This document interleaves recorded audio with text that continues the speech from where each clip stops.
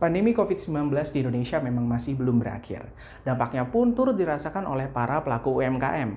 Mereka harus mencari cara untuk mempertahankan usaha mereka tetap berjalan. Pemerintah pun membantu dengan mengupayakan percepatan digitalisasi bagi UMKM.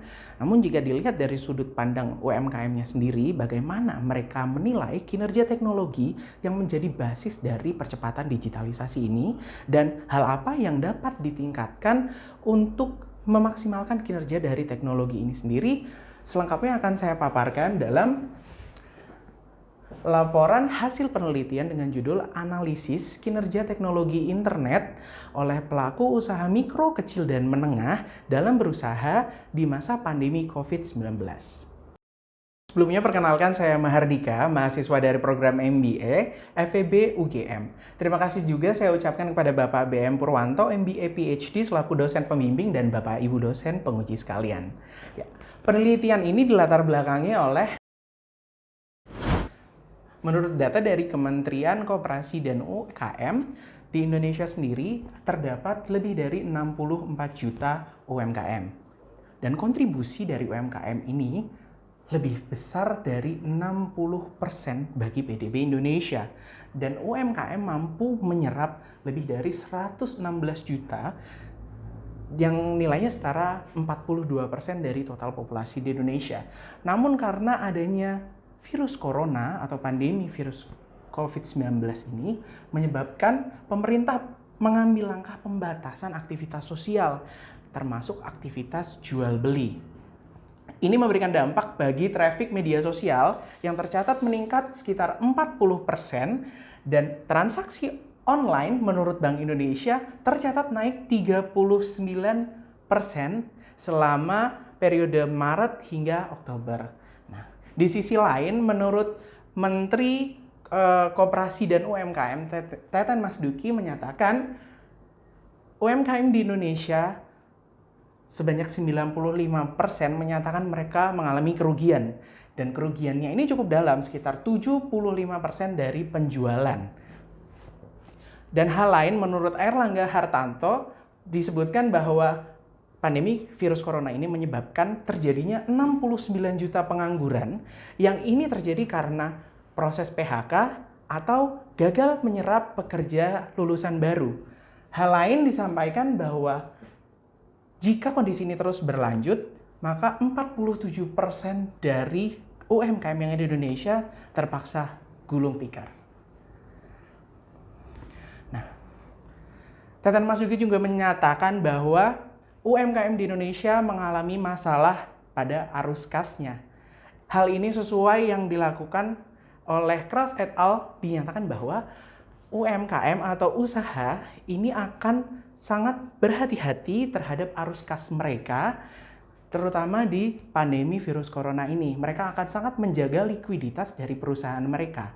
Menurut Mandelbrot, ketika seseorang dihadapkan pada kondisi yang tidak sesuai dengan ekspektasinya, mereka cenderung akan mencari solusi dengan membandingkan alternatif-alternatif yang tersedia.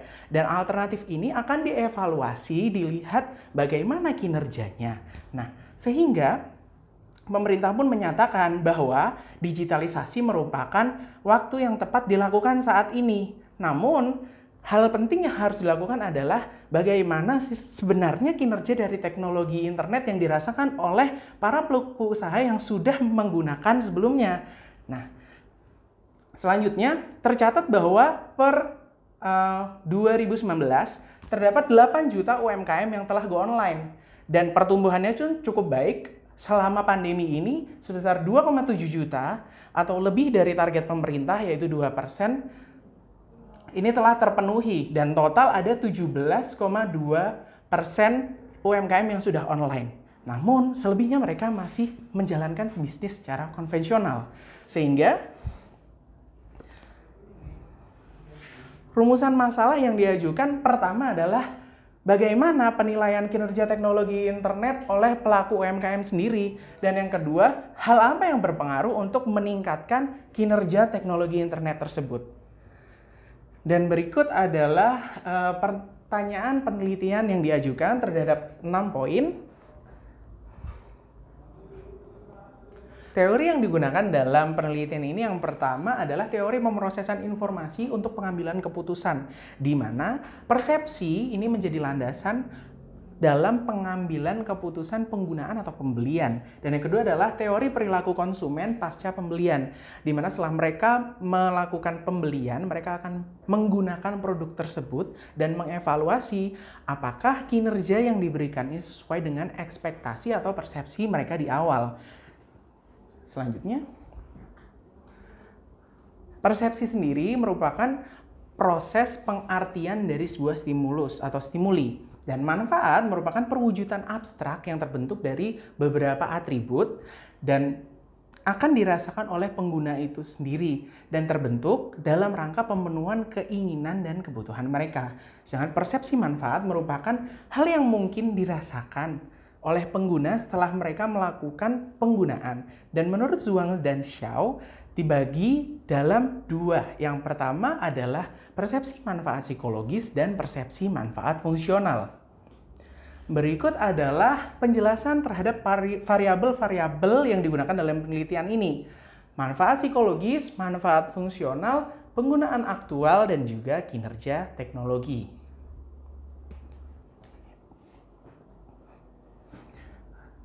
Terdapat 6 pernyataan hipotesis yang diajukan dalam penelitian ini, dan untuk model yang digunakan dalam penelitian ini adalah sebagai berikut.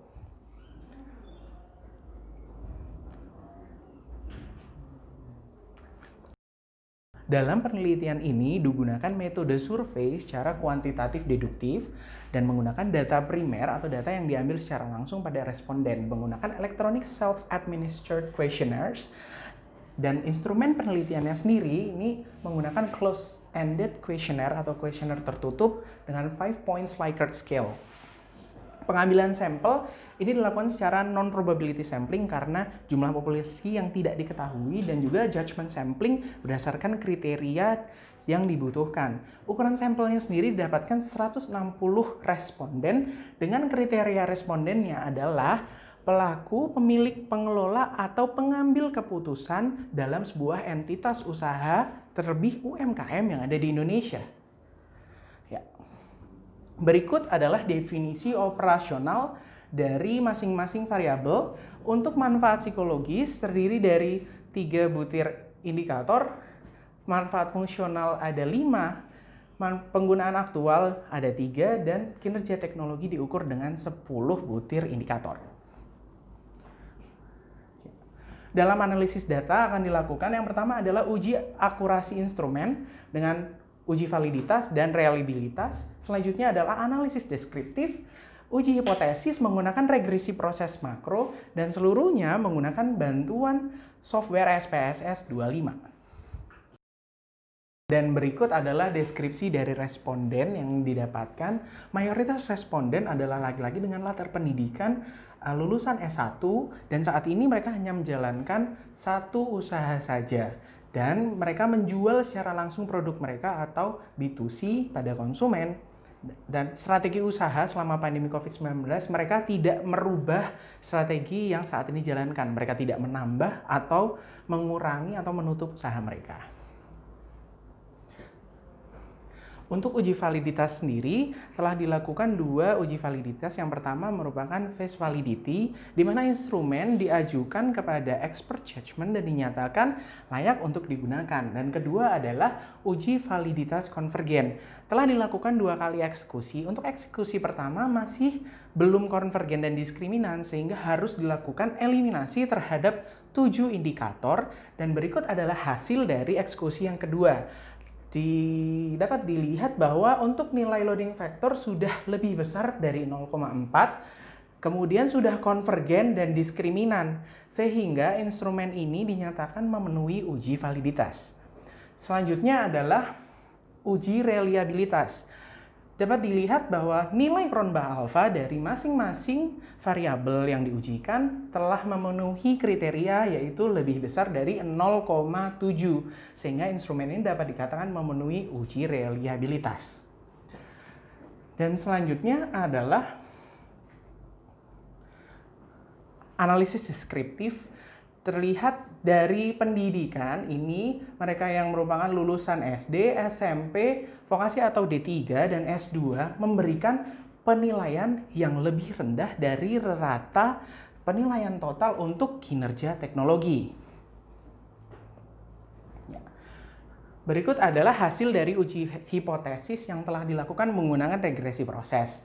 Nah, untuk ini adalah manfaat psikologis dengan penggunaan aktual, ini dinyatakan signifikan.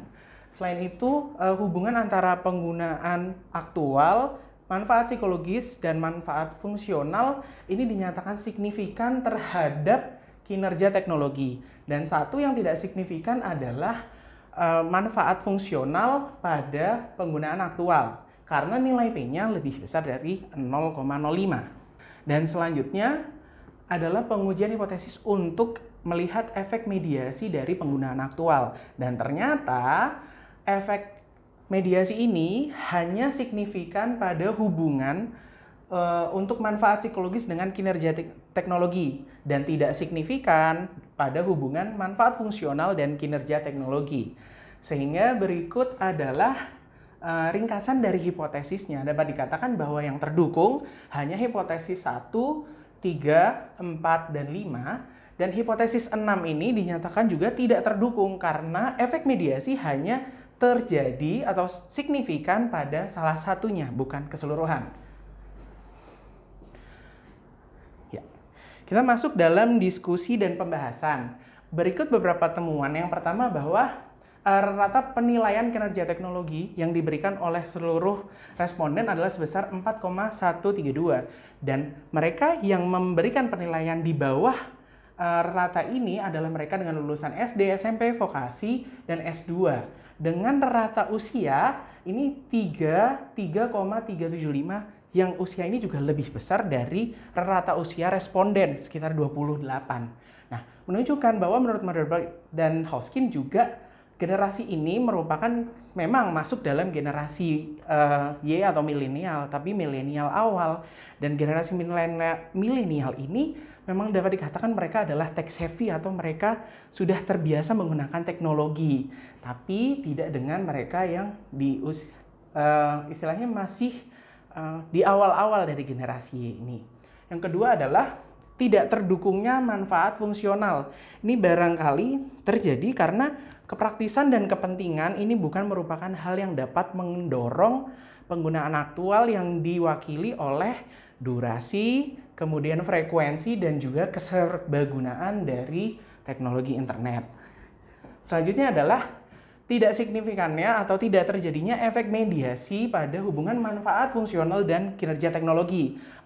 Barangkali ini terjadi karena tidak terdukungnya hubungan antara manfaat fungsional dengan penggunaan aktual, sehingga efek mediasinya pun tidak muncul atau tidak signifikan.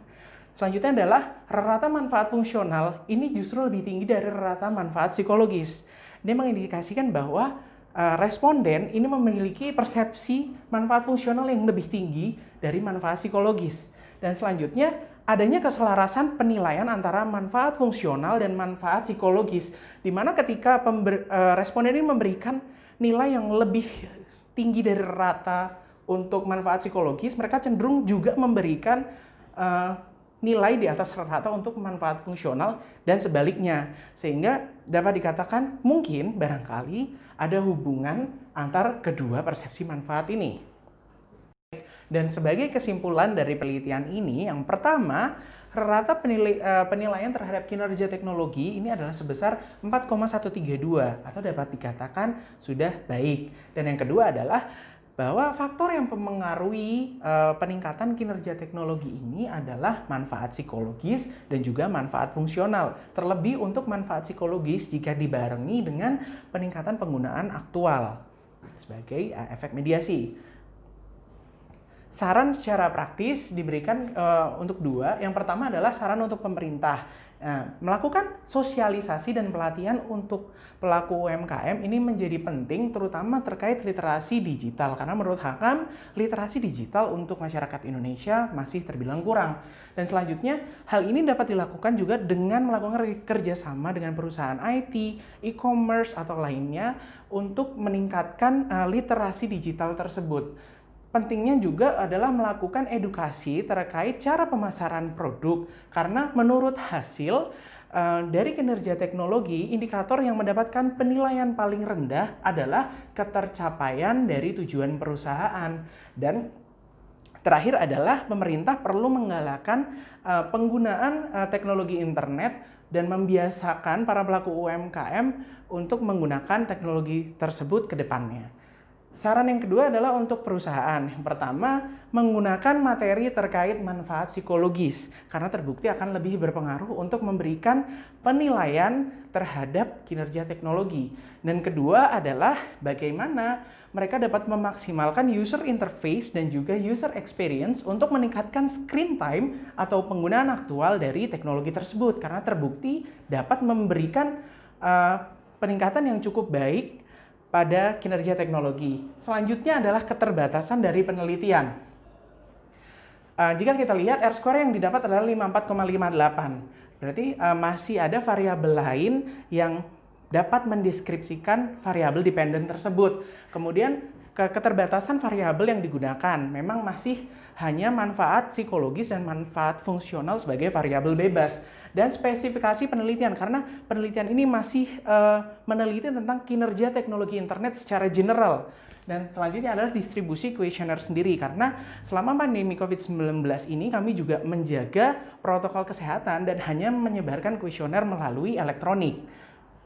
Saran untuk penelitian selanjutnya adalah, yang pertama adalah penggunaan variabel bebas atau variabel moderasi untuk mengkerucutkan penelitian, sehingga insight atau tilikan yang dihasilkan ini lebih tajam dan mudah untuk diaplikasikan.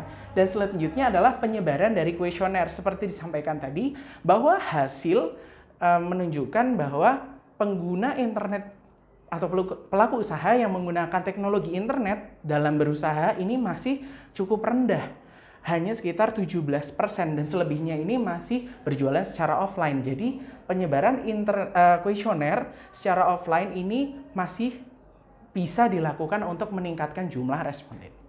Sekian pemaparan dari saya. Atas perhatiannya saya ucapkan terima kasih dan stay healthy.